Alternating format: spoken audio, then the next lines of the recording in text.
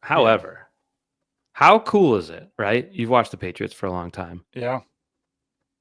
You had two of the fastest guys in the NFL, ball carriers, Yeah. in Kyed Williams and TreVeyon Henderson. And you had, here's my chance to sound dumb. Stephon Diggs' touchdown catch is a catch that no one under 6'5" should be able to make. I Right. can't articulate why I feel that way, but that is a tall guy catch by a 6-footer. Yeah. The sort of, the sort of like arms fully extended over the head, twisting around, toe tap in the back corner of the end zone is something that, I don't know, that doesn't seem like It's a like little... a Drake London catch. Yes, not a shifty little speedy, quick guy with great hands. Like that was an incredible touchdown. So you had these plays, and it's one of those things, right? For years, we're like, oh, they need a weapon, they need weapons, and you kind of say, what does that mean? Right. And then you watch them play years with like Damiere Byrd as a number one receiver, and you can just physically see what it means to have a high level receiver, because that's 4th and goal. You don't score 7 points if not for that play. That is a 70. How long was Kyed Williams? 72. 72-yard touchdown, their longest play in how many years? 5 years, whatever it was. Yeah. Many years. And you have, Kyed Williams was the fastest rookie to carry the ball, and then he wasn't, because you had another rookie go faster than him. So I think that is sort of a good look at what we've all meant when it's like the Patriots need some weapons. They had weapons yesterday. They did. And I think the performances, even from those rookies, raises the ceiling for the Patriots season, because you didn't know for sure that they could produce those plays until yesterday, because TreVeyon Henderson hadn't and Kyed Williams hadn't. I don't think Kyed Williams will be a massive part of the offense when Kayshon Boutte comes back, but he has now shown the ability to make those plays. And so is TreVeyon Henderson. And I think that defenses will now be a little bit fearful of TreVeyon Henderson when he's out there, that, hey, this guy's really fast. Like, they were moving so fast on both of those, on all three of those plays. I didn't mean it intentionally as sort of a counter to what you were saying, but I guess what brought me there was, okay, if 11 rushes went for 7 yards, you hit these home runs that you otherwise haven't been able to. Like Ramondre Stevenson, we think is a pretty good back. He doesn't have the home run gear. He doesn't have the speed. He never has that. Like, his best run is going to be 30 yards.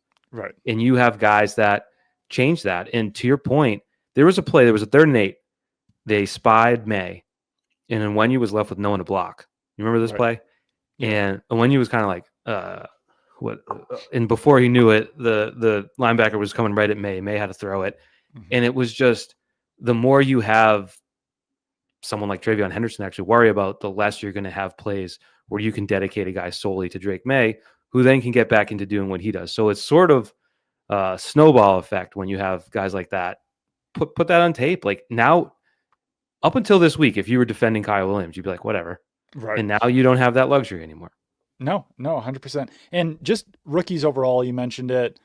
Will Campbell, like, the Patriots only allowed 1 sack in this game. They allowed a decent amount of pressures, and the sack that they allowed was a Drake May sack. It was him running forward into the middle of the line and getting sacked.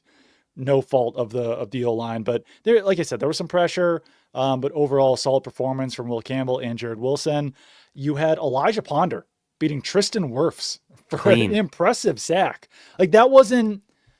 You know what was even better? A lot of sacks that you see are not necessarily on the pass rusher. They're on the secondary. They're coverage sacks. They're a stunt, a loop, whatever it is. This one, he just beat one of the best left tackles in the NFL clean. And it feels silly to say, but that play alone changes my opinion about Elijah Ponder. Yeah. I mean, that's a big play. Not massively, but I didn't know that he possessed that ability. And now it's like, well, I don't know. Maybe you should see some more snaps out of him.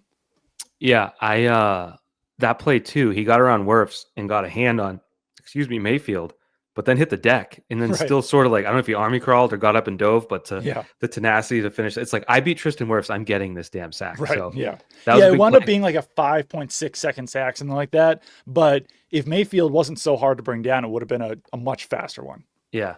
So you had the aforementioned ones. You have Jared Wilson, like, for all his ups and downs, has gotten better as the year has gone on, and has played damn near every snap, except for what game did he miss?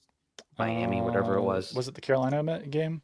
I don't remember, but you have your top 4 picks 5 picks, excuse me, because Craig Woodson has been in the field every damn snap this year. He made 2 pass breakups. He had a decent game. He allowed the touchdown at the end, but that was garbage time.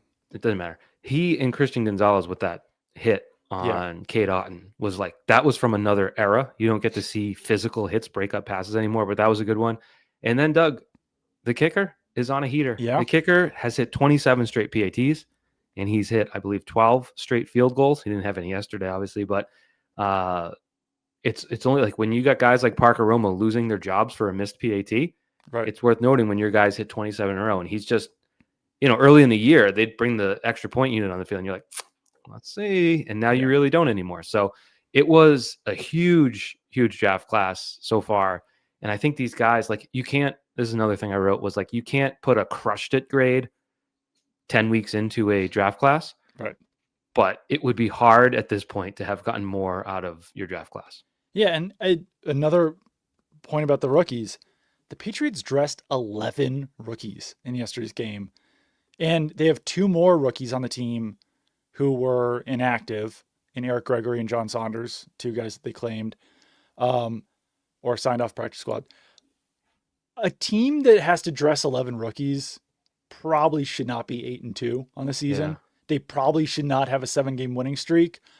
But when your rookies are playing well and when your rookies are very, very much helping you win a massive game against the Bucs, then yeah, you can dress 11 rookies and continue to win. So credit to Vrabel, credit to Elliott Wolf, Stretch, Ryan Cowden. Yeah, everyone in the front office. How do you allot that a bang-up job with the draft?